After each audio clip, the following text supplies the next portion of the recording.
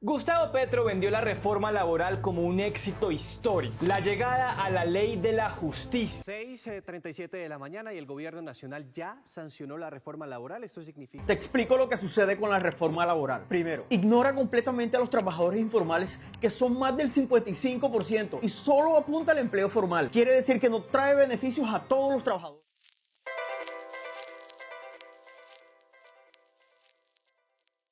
Bienvenidos a un capítulo más de ¿Qué se cuenta? Hoy tengo un gran invitado, un amigo. Hola Cristian, ¿qué ha habido? Don Nicolás, una bienvenida, agradecerle por este capítulo, por lo que vamos a hablar, porque de pronto es algo que las personas no se dan cuenta, que hay detrás del sueldo, cómo es el día a día de un empresario. Pero primero que todo, don Nicolás, ¿a qué se dedica? ¿Usted quién es? ¿Por qué está acá? Bueno, muchas gracias por la invitación, Cristian. Soy Nicolás Jaramillo, tengo 39 años, estudié diseño industrial hace 20 años y tenemos una empresa con Natalie, mi esposa, Okay. Se llama Más que Diseño. Nosotros nos dedicamos a desarrollar material de promoción y prevención de riesgos para las administradoras de riesgos laborales, las ARL.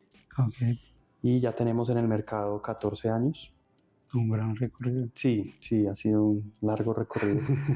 Una bonita experiencia, con muchas luchas, con muchas altas y bajas. Antes de esta empresa, ¿había tenido unos negocios? Yo inicié mi etapa como empresario con 2 negocios previamente. Yo primero inicié en el mundo de los cueros. Okay. Yo diseñaba y fabricaba bolsos de cuero con un compañero de la universidad. Hoy en día todavía somos amigos. Y conociendo un poco el mercado, cómo funcionaba, estaba yo también muy jovencito. ¿Cuántos años tenía? Ahí tenía 20 años. Estaba re joven. Sí, recién egresado. Y era un proceso muy difícil porque pues, a un muchacho en esas edades a veces no se le abren fácil las puertas. Finalmente eso no prosperó mucho, hay una serie de situaciones ahí y me paso a trabajar con muebles con otro compañero del colegio. Okay. Y montamos una fábrica de muebles para oficina, fabricábamos sillas, fabricábamos escritorios. Ahí estuve 2 o 3 años con esa fábrica. Finalmente no nos entendíamos muy bien en temas de tiempos. Él todavía estaba estudiando, entonces yo le dedicaba demasiado al proceso de fabricación. Cuando uno está empezando, uno hace todo, ¿no? Uno se encarga de todos los procesos. El que contesta, el que lleva el pedido. El que barre, el que se hace el tinto, el que fabrica, el que lleva. Y entonces, en esos momentos, él todavía estaba estudiando ingeniería y para él era un poco complejo. Entonces, yo quedé cargando demasiado. Llegamos a unos muy buenos acuerdos amistosos en los que él decide quedarse con el negocio también porque su mamá era la principal cliente, entonces pues no tenía sentido que fuera a la inversa, claro, que yo comprara el negocio. Y ahí me voy a trabajar con mi familia es aseguradora. Mis papás tienen una compañía de seguros, una agencia de seguros hace 50 años ya, actualmente la maneja mi hermano menor. Y una gran trayectoria. Y conocí mucho del mundo de los seguros, que ya era completamente diferente a lo que había aprendido en la universidad. Yo vengo oyendo de seguros desde que soy niño, porque pues es el negocio de la casa. Pero también era ya muy distinto vivirlo desde adentro, ¿no? Conocer un poco sobre cómo funciona el tema del riesgo, que es la materia prima del seguro, y una cantidad de conceptos muy abstractos, muy complejos. Trabajé ahí durante 1 año y medio y me casé con Natalie. Natalie había terminado de pagar sus estudios, con mucho esfuerzo, trabajando en una revista, en una planta de producción de diseño, que trabajaba en esos procesos, y finalmente ella decide: no quiero tampoco trabajar más como empleada, me voy a concentrar en mis proyectos, ganar un poco de independencia. Se sale de trabajar de ahí, nos casamos y decidimos: vamos a hacer una sociedad con un mismo objetivo, una misma idea, apuntándole y jalando hacia lo mismo, y ahí nace Más que Diseño. Inicialmente no era Más que Diseño, inicialmente trabajábamos a título personal los dos, pero ya veníamos formándonos en la idea de hacia dónde queríamos llevar el diseño. El ideal. Y ocurre una cosa: mi suegro, el papá de Natalie, trabaja en seguridad y salud en el trabajo. Entonces ahí parte de la idea de por qué nace Más que Diseño es que él nos empieza a explicar cómo funciona la seguridad y salud en el trabajo. y se nos prende una luz, así un bombillo de, oiga, esto sería muy interesante empezar a trabajarlo desde el diseño de manera diferente, porque era un negocio que manejaban los médicos, los ingenieros, y pues cada quien tiene su óptica. Y ahí usted dio la oportunidad de adaptarla. Dame un segundito. Ahí comienza a adaptar la idea de que la seguridad y salud es otra oportunidad de trabajo. Sí. Es otra oportunidad en el mercado. Sí, en el mercado del diseño era una forma de hacer algo que no tenía mercado dentro de los diseñadores, jamás miraríamos hacia allá. Y fue donde entendimos que si nosotros desarrollábamos productos y servicios desde la óptica del diseño para un mercado que normalmente no lo manejan diseñadores, podía tener un impacto muy positivo, y así fue. Ok. Bueno, ya sabiendo esa trayectoria, ese mundo que prácticamente recorrió y se construyó como empresario, por eso esa es la invitación de hoy, este canal, es el día a día de ese empresario que lucha para mantener esa empresa, ese ideal, esa idea que comenzó como si nada. Por eso quisiera como iniciar con esta pregunta, con todos estos cambios del país, con todas estas reformas, con todos estos cambios políticos, ¿cómo esa empresa se ha mantenido? Bueno, es complejo. Es complejo porque, a ver, hay un escenario. Cuando uno crea una empresa, es como cuando va a iniciar un juego de mesa. Okay. Uno tiene unas reglas, uno coge un manual y le dicen, mire, las reglas son estas, ¿cierto?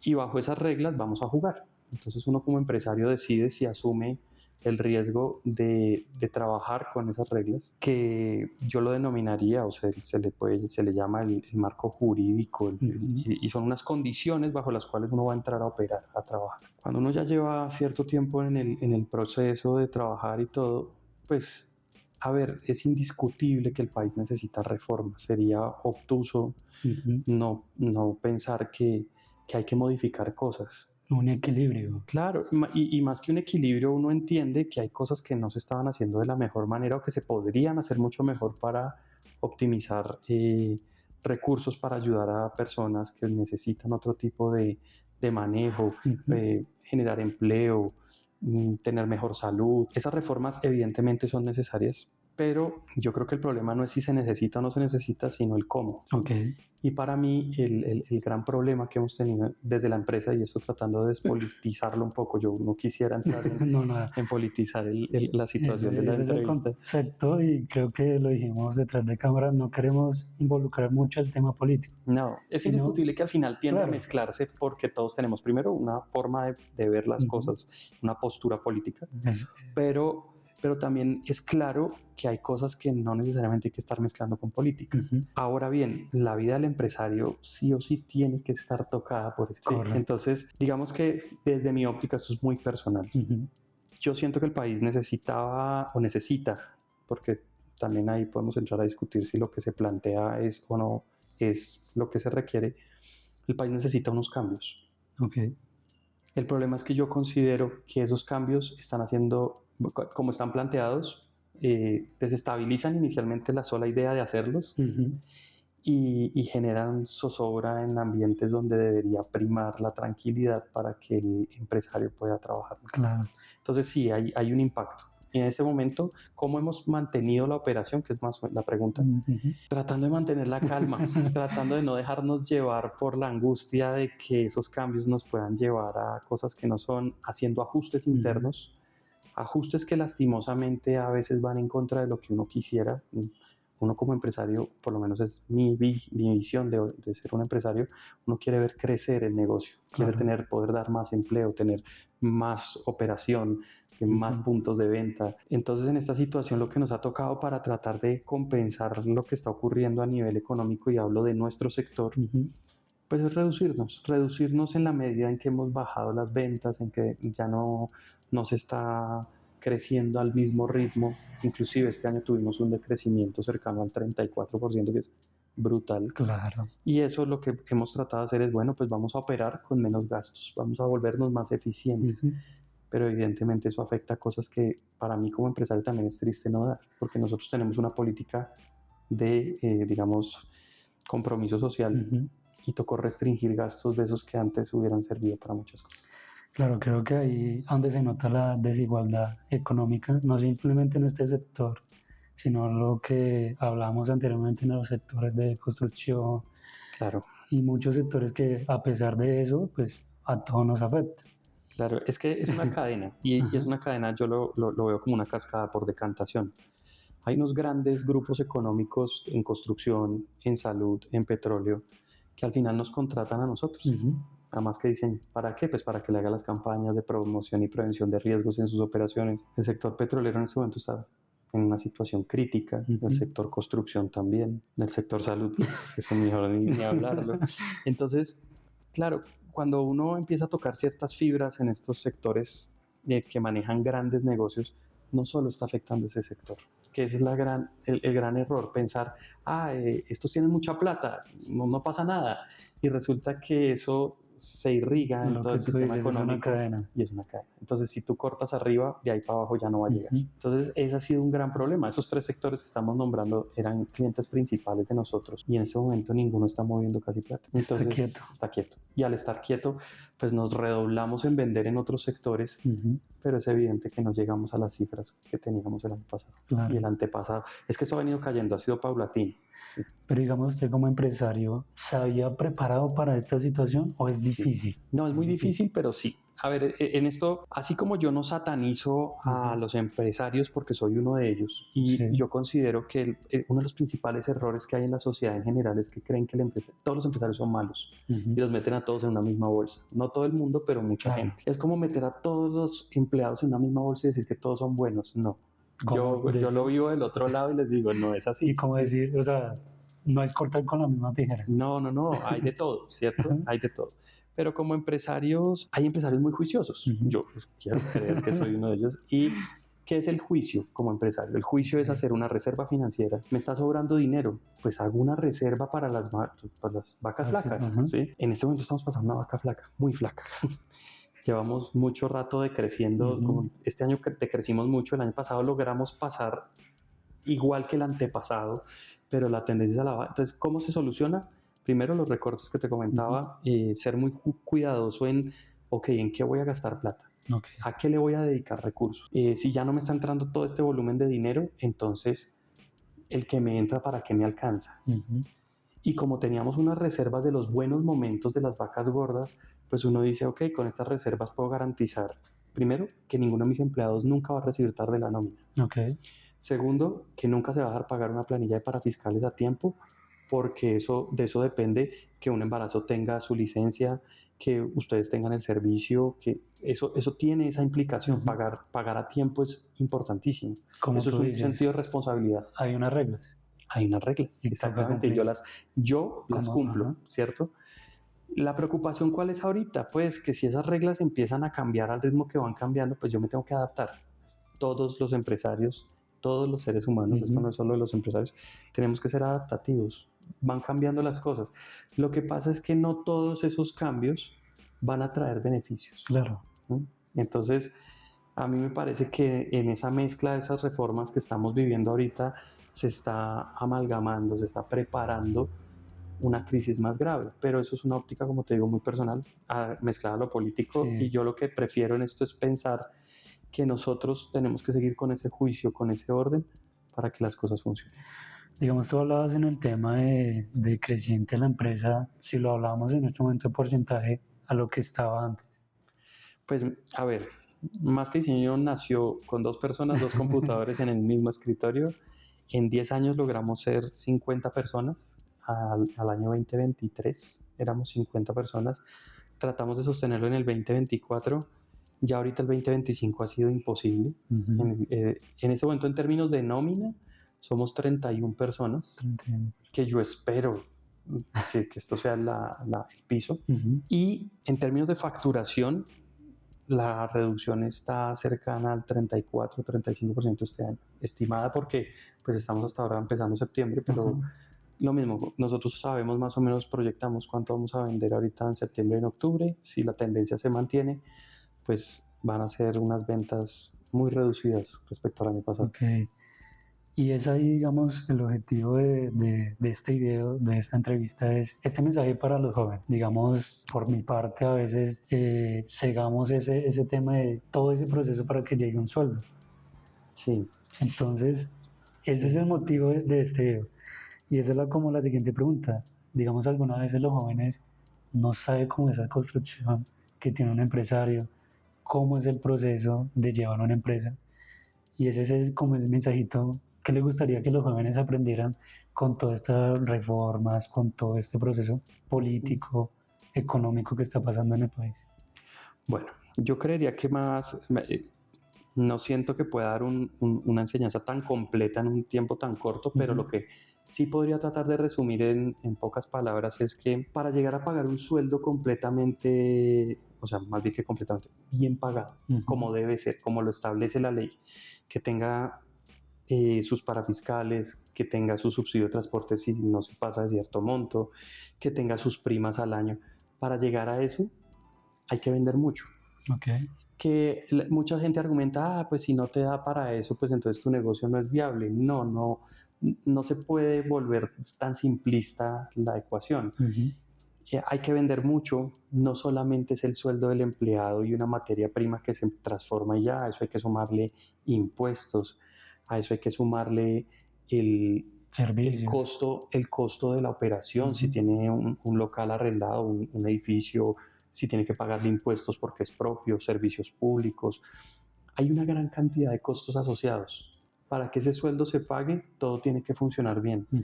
Yo creo que así como decía ahorita, no todos los empresarios son malos ni buenos, eso es mezclado. Sí. Pero uno sí como empresario espera que cuando contrata a alguien, ese alguien sea una solución para lo que uno está contratando. ¿Sí? Claro que hay gente que contrata y explota y eso es lo que realmente creo yo deberían combatir desde la parte del Estado. ¿Sí? Okay. Cómo formalizar a todas esas personas que dicen tengo trabajo pero no están formalizados realmente porque es un trabajo en la calle o es un trabajo que no le aporta al sistema de parafiscales. Deberían apuntar a ese. Sí, entonces, ¿qué le puedo dejar a los jóvenes en esto? Es primero, cuando lleguen a un trabajo, déla toda. No es el cuento de que se ponga la camiseta. Si no se quiere poner nada de camisetas ni nada, eso está bien, no pasa nada. Pero sí, el empresario tiene una expectativa respecto a lo que está contratando en cuanto al tiempo que está contratado, tiene unos horarios, tiene todo. Pues si el empresario le está respetando las condiciones, le está pagando a tiempo, le está cumpliendo, cumpla. Porque ese empresario también tiene una expectativa eso es a como la inversa. Lo mínimo. Sí, haga lo mejor posible, ¿sí? No, porque el tema de la mediocridad laboral afecta al empresario y también lo puede volver ese villano en la medida en que no encuentra una respuesta adecuada cuando está tratando de darlo todo, todo en lo que establece la ley. ¿Sí?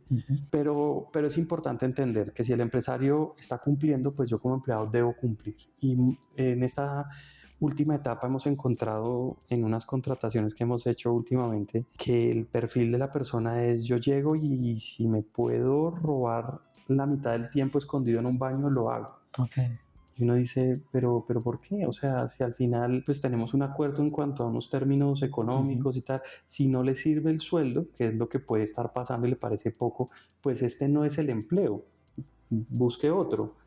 Pero sí, adáptese a algo donde quiera estar operando las 8 horas o el tiempo que le hayan pagado, tal. Es muy importante entender que esto es de 2 vías, ¿cierto? Entonces, yo como empresario me debo comprometer, debo hacer las cosas, tengo que pagar impuestos, tengo que pagarle el sueldo a tiempo, tengo que cumplir con todas las normas, pero el empleado debe tratar de hacer lo mismo a la inversa. Más allá de que la persona diga, pues esto es un escampadero o yo estoy aquí solamente porque no consigo nada mejor, pues ok, eso es respetable, todos tenemos metas y sueños diferentes, pero mientras el empresario le esté cumpliendo, cúmplale con lo acordado. Claro. ¿Sí? Porque eso fue en gran medida lo que me pasó en muchas ocasiones, con grandes dificultades, yo tratando de pagar los sueldos a tiempo. Y te agrego ahí a una frase que una vez me dijo un señor, es que no me haga daño a mí, porque a lo último se va a hacer daño a usted. Claro, y termina siendo que el daño al empresario afecta de una vez a una gran cantidad de personas. Digamos, en el tema de todos estos cambios, de todo, bueno, ya hablamos que es adaptarse a este tema político, a este tema económico que está pasando en el país, pero ¿cuál es la motivación de seguir? Para que no se acabe más que diseño. Bueno, vuelvo y digo, hay muchos perfiles de empresarios, hay muchas formas de ver el proceso, alguien podría contestar, pues desde que esté dando plata, sería una primera óptica. Lo que pasa es que cuando uno realmente quiere su proyecto, más que diseño para mí es como un hijo más. Yo tengo 2 hijos, una niña y un niño, y la empresa para mí es un hijo más, porque yo lo he visto crecer, yo le he invertido tiempo y dinero, le he invertido sentimientos, trato de cuidarlo. Entonces, para mí, más que diseño, tiene esa connotación emocional de que no me gustaría que al final, porque yo tomé una mala decisión, la lleve a acabarse, ¿cierto? Entonces, ¿hacia dónde la quiero llevar? Yo quisiera que esto siguiera creciendo, quisiera que retomáramos el rumbo por donde veníamos hasta hace un par de años y poder decir, la empresa puede contratar gente. Más que diseño tiene un perfil muy claro. Nosotros somos empresa de primer empleo porque aquí muchas de las tareas que hacemos, la gran mayoría de gente son muchachos entre 18 y 25 años, porque son labores que no requieren demasiada preparación, simplemente con explicarles ciertos procesos. Y en la parte de diseño le damos la oportunidad a gente que no es diseñadora. Hemos tratado de hacer eso, de decirle a la gente, venga, usted tiene ganas, quiere aprender, tiene la disposición de aprender, venga y aprenda acá. Aprenda con nosotros, que en un periodo de tiempo de 2 meses, 3 meses, usted se vuelve productivo para la empresa y aprende a hacer algo bien chévere y ha funcionado muy bien. Creo que esa es como la diferencia de otro trabajo, digamos lo personal, en el transcurso que como empleado, pues es difícil que una empresa le dé esa oportunidad, y allá donde volvemos al tema de pórtese bien, o sea, le estoy dando la oportunidad de salir adelante. Responda. Sí. Responda, no hablemos en el sentido de lamber, no es necesario. No. Con el simple hecho de trabajar y hacerlo bien, de calidad, es responderle a la empresa. Exacto. Volvemos a la misma frase, no me haga daño, porque al último se va a hacer daño. Claro. Y uno, digamos, desde este lado lo que trata es de encontrar personas que tengan ese nivel de compromiso. Si se genera ese compromiso de ambas partes, por lo menos hablo por mí, porque yo no puedo salir a defender el gremio de los empresarios en Colombia. No, pero sí puedo hablar por mí, yo le voy a cumplir. Cúmplame que yo le voy a cumplir. Pero la decepción es muy grande cuando, y me pasó mucho el año pasado con algunas contrataciones, en las que yo daba todo para que la persona estuviera en unas condiciones muy adecuadas y lo que recibía al contrario es, este man no jode, este man no molesta, entonces yo aprovecho, yo no hago, yo me quito, yo me escondo, y sí genera una indisposición de hasta dónde vale la pena esforzarse por dar para que esa relación sea recíproca, ¿no? Pero yo siento que al final el sueño tiene que continuar. Yo construí esto con Natalie con mucho amor, con mucho esfuerzo. No tengo planes de que se acabe. Espero que las condiciones del país se sostengan, por lo menos a como estamos hoy, que no empeoren y haya una tendencia a la mejora más adelante. Que mientras esas condiciones se den, todo tiene que fluir y seguir funcionando. Creo que es como el pequeño parte de lo que vive un empresario, ¿no? Contrataciones. El tema pues no es una guerra contra el Estado, pero es como pedir un equilibrio. Claro, además es muy curioso, porque no es solo en Colombia, en todo el mundo, pero el principal accionista de las empresas es el Estado. El Estado le dice a uno, venga, ¿usted cuánto se ganó en el año? 100 millones, listo, 39 millones son míos. El 39% de la utilidad, después de descontar cosas y tal. Claro, la utilidad limpia, lo que queda, es del Estado. Entonces, ¿por qué el empresario no se le apoya para que haya otros mecanismos para que siga creciendo? Vuelvo y digo, el tema de las reformas, que fue con lo que abrimos la entrevista, no es si se necesitan o no se necesitan. Claro que se necesitan. Uno no puede tener un país con el 50% de la gente en informalidad. Es el cómo. Si a mí como empresario me dijeran, venga, yo no le voy a cobrar el 39% de renta, sino le cobro el 25% de renta a su empresa, pero usted me garantiza 15 puestos de trabajo nuevos al año, pues empiezas a sacar la gente de la informalidad, porque las empresas están obligadas a contratar porque están pagando menos renta. Y con esa plata, entonces, la gente empieza a recibir un sueldo, el sistema de parafiscales empieza a tener dinero porque recauda más de todos esos informales que no pagan, y al tener más recursos en el sistema, vas a tener cómo ayudar a la gente que necesita esa pensión de la que están hablando, esos mínimos. Entonces, de pronto no es el si se necesita o no, sino el cómo. Ok. ¿cierto? Y yo creo que el gran aliado del gobierno en esas situaciones es el empresario, Claro. pero es el que quieren satanizar. Es el que hay que atacar, hay que cobrarle más. Es que los empresarios están muy ricos. Hombre, pues yo sí considero una cosa. Cuando uno hace una apuesta de estas es como cualquier apuesta. Claro. Y si el empresario apuesta y gana, pues está bien, ganó. Pero si hay de la mano, hay colgada una gran cantidad de gente también adquiriendo un sueldo, la economía dinamizada, moviéndose, pues está bien que se enriquezcan. Es que yo no entiendo esa ecuación donde uno tiene que satanizar al que logra ganar. Creo que es ahí el tema de... Eso lo hablábamos con un compañero y eso fue como el choque que teníamos en la clase, que fue como un tema de, digamos, lo de aprendizaje del SENA. Sí. El compañero dijo, no, pero es que es súper bueno porque es que el aprendizaje se le va a pagar lo que es, esto y lo otro. Sí, pero ahí comenzamos con la otra parte. Le están poniendo obstáculos al empresario Sí.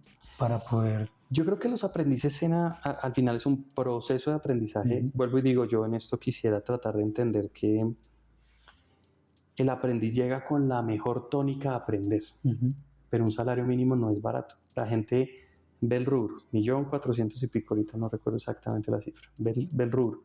Okay. Pero cuando a eso se le suma todo lo adicional, ese sueldo vale una plata considerable.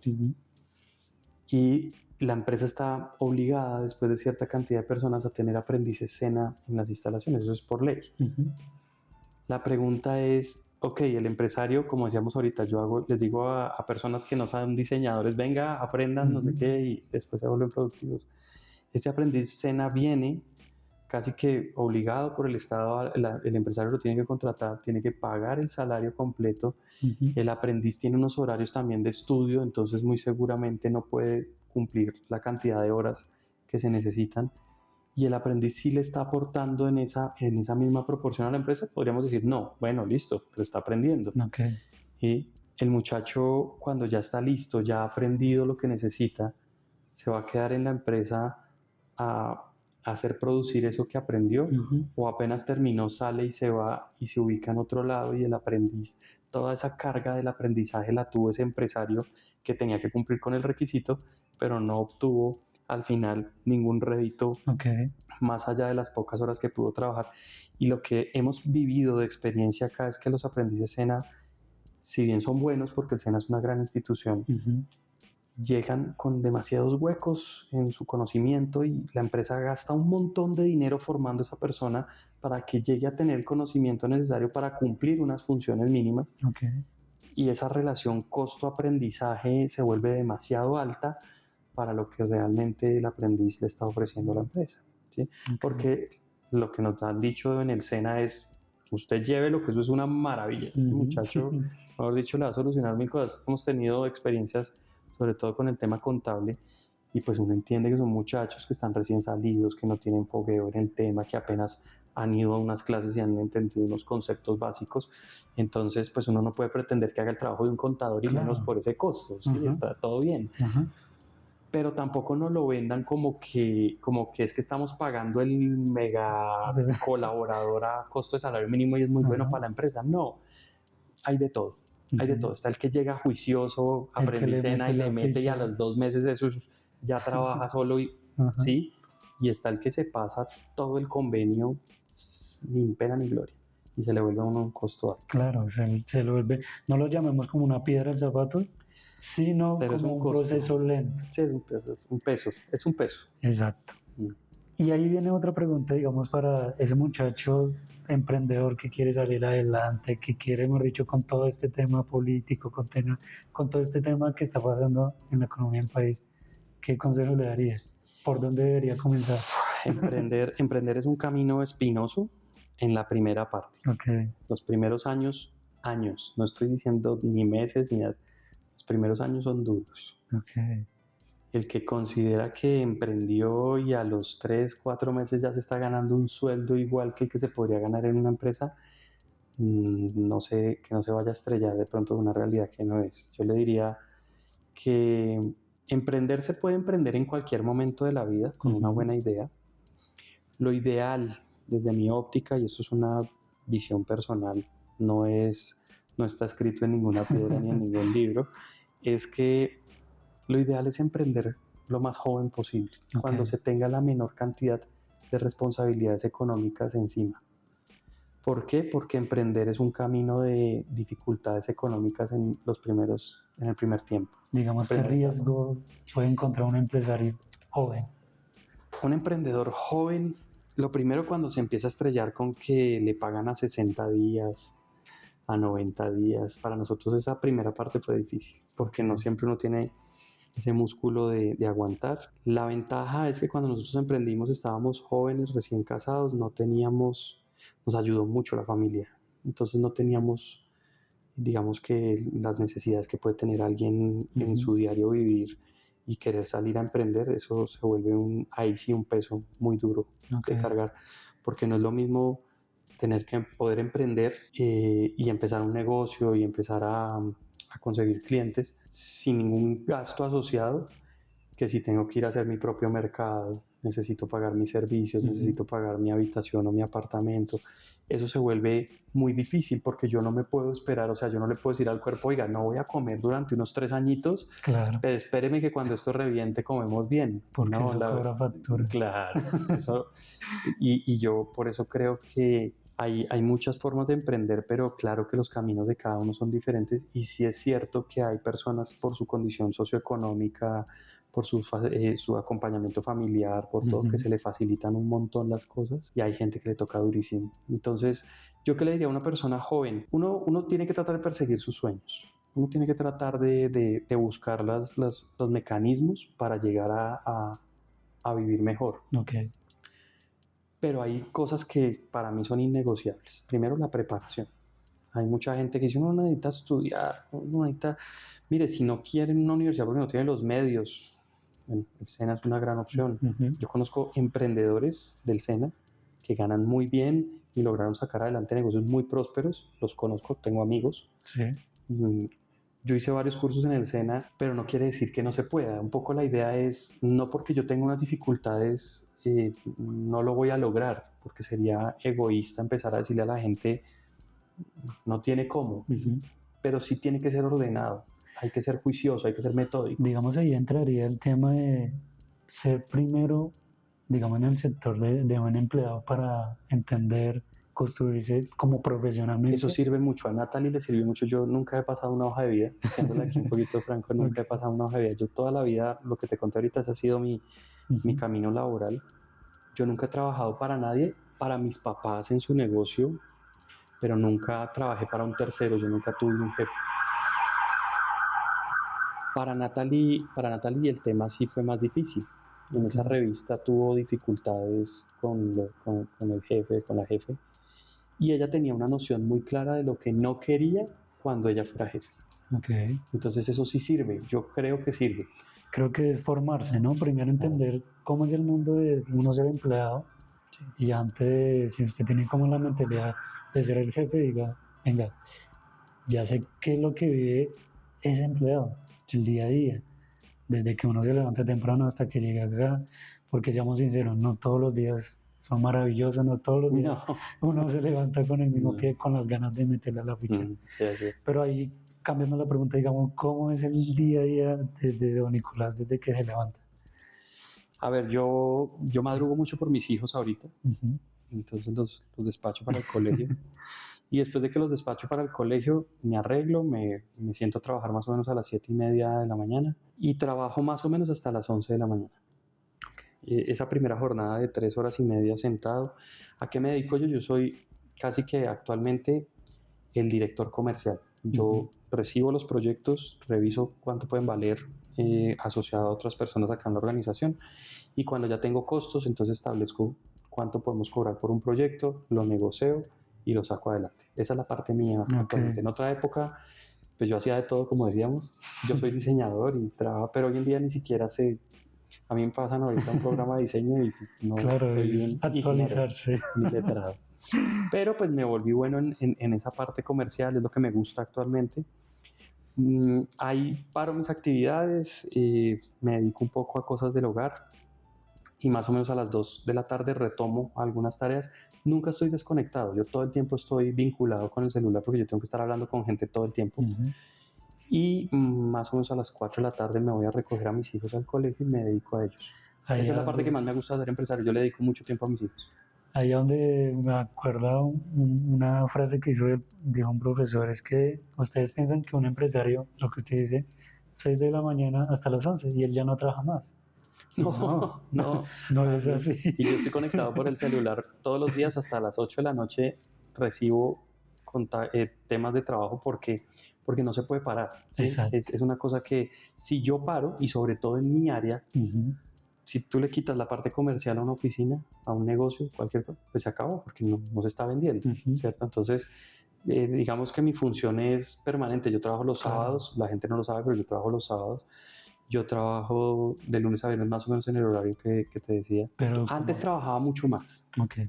porque como me tocaba hacer más tareas, entonces yo empezaba antes a las 6 de la mañana, trabajaba hasta las 12 del día, comía algo, a la 1:30 me volvía a vincular al trabajo y más o menos hasta las 7 de la noche, así fueron los primeros 6, 7 años. Era muy pesado. Ok. Pero el mismo crecimiento del negocio va haciendo que uno pueda traer gente que lo apoye y entonces lo que yo he logrado con estas personas que me apoyan es ganar tiempo para otras cosas, para mi familia, para mis hijos. Y ahí te pregunto, digamos, esto me hace recordar un consejo.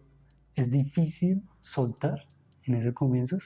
Para mí no, para Natalie fue dificilísimo. Casi no la logra al principio, fue durísimo.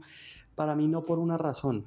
Yo no traigo vicios de ningún negocio, porque como nunca he trabajado para nadie, yo tenía esa visión de que necesito ayuda. No tengo ese... Y yo creo que eso está muy relacionado con el ego. Suena un poco maluco, pero El ego al ego de solo yo lo sé hacer bien. Solo como Ok. yo lo hago, se hace bien. y nadie lo va a hacer Y como nadie yo. lo va a hacer como yo lo hago. Entonces, como yo nunca he tenido esa, antes yo siempre digo como yo nunca fui un gran diseñador, yo nunca he sido, yo me trato de quitar esa presión Ok. para que no me gane el ego y entonces así es fácil delegar. Porque yo Ok. puedo decir, se la voto a Cristian y Cristian lo va a hacer mejor, Ajá. ¿sí? Pero para se la ella voto no. a Ángela y Ángela lo va a hacer mejor, se la voto a Constanza y Constanza lo va a hacer mejor. Entonces para mí es fácil delegar, pero para el que siente que lo hace perfecto, le cuesta. Le cuesta Le cuesta un demasiado. montón. Y delegar para mí es la esencia para crecer. Ujú. Los negocios se quedan pequeños cuando el gerente quiere estar encima de todo y manejarlo todo. Pero si el gerente delega y suelta y hace y confía, la parte más difícil Creo es que es lo confiar. otro, ¿no? La parte más difícil es confiar. Delegar, usted delega, Ajá. pero confiar que al que le delegué, yo ni lo voy a mirar y sé que lo tiene que hacer y lo va a hacer bien. Ajá. Entonces, cuando uno logra pasar esa etapa, la empresa crece sola, Va porque corriendo. los procesos fluyen mucho más, hay más tiempo. Y ahí entraría otra pregunta, digamos, en el transcurso hasta este momento, ¿qué errores usted ha cometido? Confiar en gente que no debe confiar. Ujú. Dar por hecho que todos somos buenos. Esa Sí. es la parte más dura. Cuando uno da por hecho que todos los seres humanos son buenos, porque al final todos nos mostramos de la mejor manera cuando estamos conociendo a alguien, cuando nos estamos presentando Como una entrevista. relación. En cualquier relación, uno siempre muestra lo mejor al principio. Entonces, muchas veces me pasó que muy rápidamente confiaba en personas porque pensaba que yo tenía una gran capacidad para leer a los demás. Ok. Y lo que me di cuenta es que yo no tengo una gran capacidad para leer a los demás. Yo soy muy confiado. Ok. Yo creo en la gente. Y entonces en ese proceso me he tenido que estrellar un par de veces con cosas muy malucas. Ese sería como el gran error, digamos, en el punto de un Sí, empresario, sí. confiar demasiado. No, el mío. Yo no sé, sí, yo no podría decirte, no, ese es el error de los empresarios. Yo creo que un empresario, ya pensando un poquito hacia afuera, puede cometer, General, algo. sí, puede cometer varios errores. El primero, le ocurre mucho a los empresarios cuando les empieza a ir bien, que salen a gastar como locos. Entonces uno ve un empresario que le empieza a ir bien y va y compra el carro de último modelo, se va a vivir al apartamento más exclusivo, y tiene 3 asistentes, contrata 2 escoltas, y va uno a ver y de pronto ese no era lo que se necesitaba, ¿sí? La Ok. empresa no, y ese es un error que yo he visto muy frecuentemente, y descapitalizan la empresa en cosas que no deberían descapitalizarlas, ¿sí? Cuando uno va a hacer ese tipo de gastos, pues va a comprar un camión para que cargue más mercancía. Claro. Llegará el momento de los lujos, porque para eso hizo la apuesta, lo que hablábamos Ok. ahorita. Sí, en los años se va a poder vivir mejor. Pero si no se toma con cuidado, con mesura, el momento en que se crece y se empieza a ganar más, lo que va a ocurrir es que rápidamente se va a estar gastando recursos que no sabes si todo el tiempo va a estar ganando igual. ¿Sí? Si yo hubiera hecho eso cuando estaba entrando mucho dinero a Más que Diseño en las vacas gordas, ahorita que estamos pasando las difíciles no habría reserva financiera. Entonces por eso hay que ser cuidadosos. Yo creo que es como prepararse para cuando uno llega a la cima. Claro, y entender algo, no todo el tiempo uno puede ir así. Ese es el ideal, pero la realidad es que no es una línea así, eso es una cosa que va así. Como una montaña rusa. Sí, sí, yo pensaría que es como una montaña con picos, se sube, se baja, se sube, se baja, con la tendencia hacia subir si se hace bien. Pero no creerse el cuento de que siempre todo va a estar perfecto, porque ahí se cometen errores asociados al ego, donde, no, yo ya tengo claro cómo es esto. Yo me puedo ir y me voy a comprar un traje de 35 millones de pesos, unos zapatos de 10 millones, me voy a comprar un apartamento de 3.000 millones, coge todas las reservas de lo que había hecho bien en un buen momento, y cuando está en la mala, ya no hay con qué. Le quita ese punto de equilibrio de la empresa. Sí, le quita la oportunidad de reaccionar como debe ser. Entonces hay que ser cuidadosos. Digamos emocionalmente, psicológicamente, cuando usted tiene esos bajones, ¿cómo es, Nicolás? O sea, ¿cómo es ese proceso de...? Yo quiero creer que soy relajado, ¿no? Yo quiero creer que yo soy un tipo más bien fresco en muchas cosas, pero no, indiscutiblemente cuando hay crisis, hay momentos duros, uno también se bajonea. Yo tengo mis momentos, hace poco tuve uno en que me sentí un poco bajoneado porque yo decía, hombre, tanto esfuerzo, tanta lucha y volver a como estábamos hace 4 o 5 años. Y viendo ese retroceso. Claro, porque así lo hemos visto, echar para atrás y estamos otra vez como hace 4 o 5 años, pues no se siente bien. Pero también digo, hombre, pero no estoy mal, estoy sano, estoy vivo, le estoy dando empleo a un montón de gente. Tengo salud. Sí, y están las reservas y vamos a meterle con ganas a que las cosas salgan bien. Y yo creo que es muy actitudinal. Hay días que uno amanece bajoneado, pero si uno se deja arrastrar por eso, pues al final lo único que va a traer son más problemas. Pero ¿cómo sería la rutina para, digamos, no caer en ese Yo creo que uno siempre tiene que aferrarse a lo bueno. O sea, primero trate de pensar aún estando en medio del problema, en medio del barro, del mierdero, sí. Aférrese a lo que tiene bueno, aférrese a lo que está bien. Son frases muy cliché, ¿no? Tengo salud, sí, pero hay mucha gente que no la tiene. ¿Sí? Entonces eso ya es un buen plus. Ok, estoy saludable. Tengo para comer, puedo comer, por lo menos no me voy a morir de hambre o no voy a pasar esa sensación de hambre, listo. Tengo un techo, sí, está difícil porque tengo que pagar el arriendo, pero ahí está, o sea, voy a trabajar para tenerlo. ¿Ahí entraría la ley de la atracción? Sí, yo siento, eso sí es muy, muy así. Yo no creo en nada de eso, creo que ya lo hemos hablado por ahí. Yo cero esoterismo, cero cosas de esas.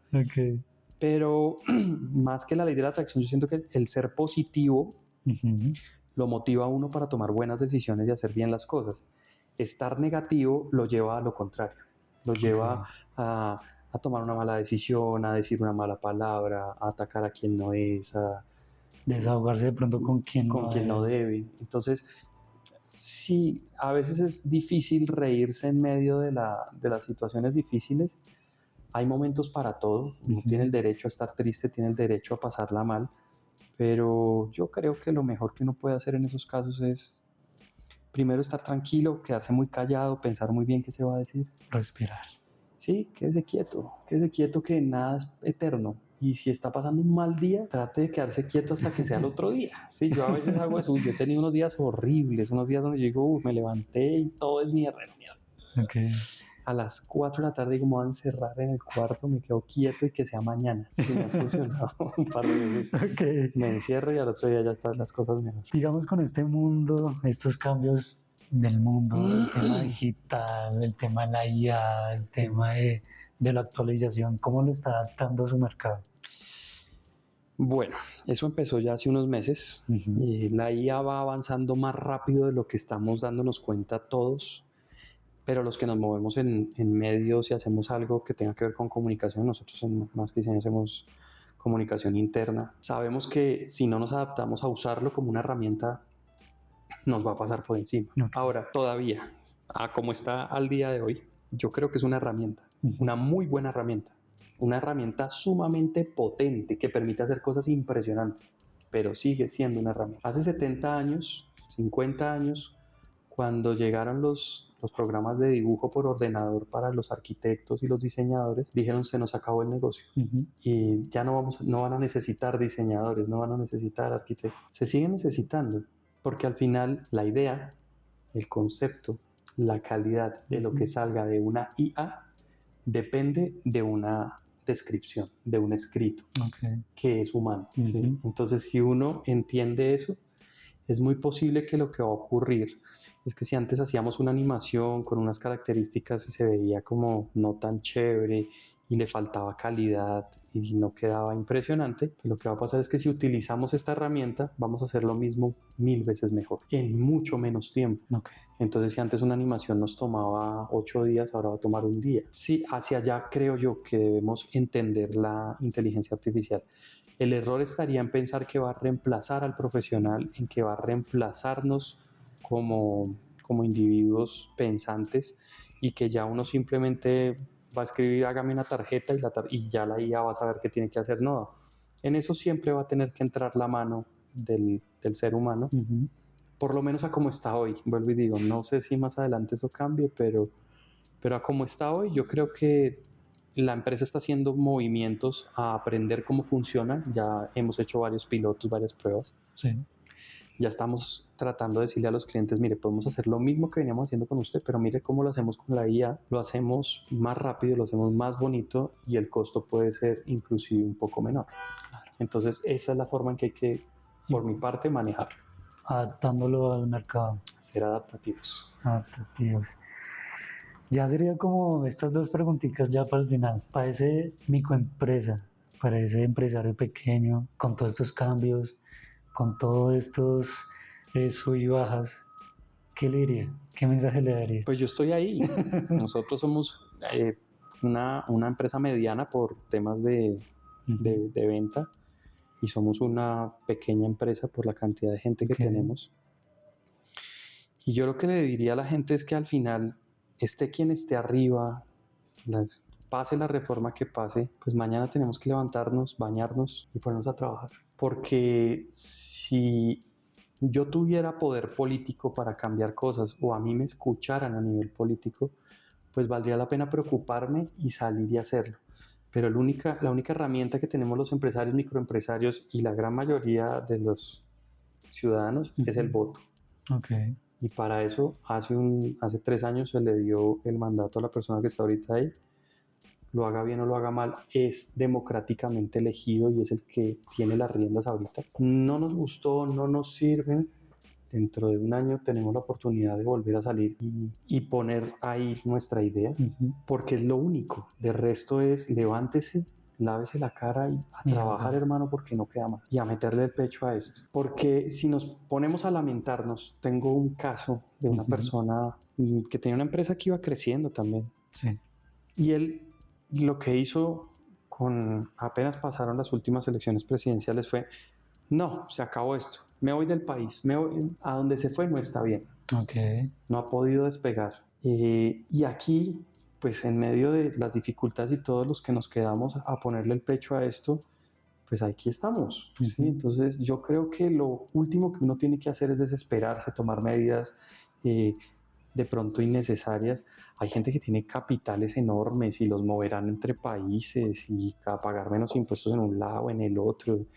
No es el caso del empresario del tamaño mío o de los que estamos hablando. No, nosotros no tenemos esos volúmenes de plata para decir, no, yo lo voy a mover a Panamá porque allá tal cosa y me voy. Claro. No, a uno le queda es trabajar, ajustarse, adaptarse, tratar de hacerlo mejor, más barato, hacer unos recortes aquí y allá y seguir camellando porque no queda más. Creo que yo creo que tratas de decir es como hay una oportunidad. Sí, yo creo que la oportunidad está ahí siempre, ¿sí?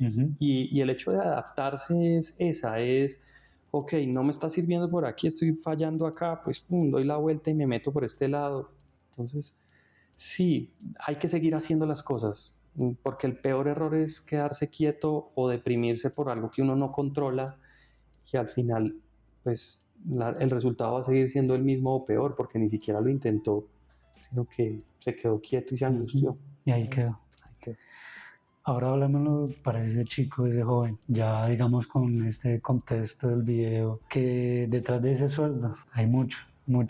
Y pues el día a día de un empresario no es como simplemente ellos ganan plata y ya.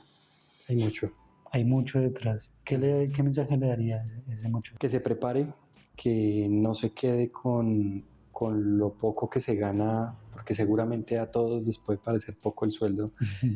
Que busque la manera de educarse en lo que le gusta para que pueda trabajar en eso, que tenga en cuenta las nuevas tecnologías, lo que estabas hablando ahorita, para que no pierda el tiempo de pronto y después se estrelle con una realidad de que no tiene mercado laboral, pero que trabaje con gusto, que a donde llegue y haga las cosas, siempre quede la sensación de, oiga, si se va, sería chévere que volviera.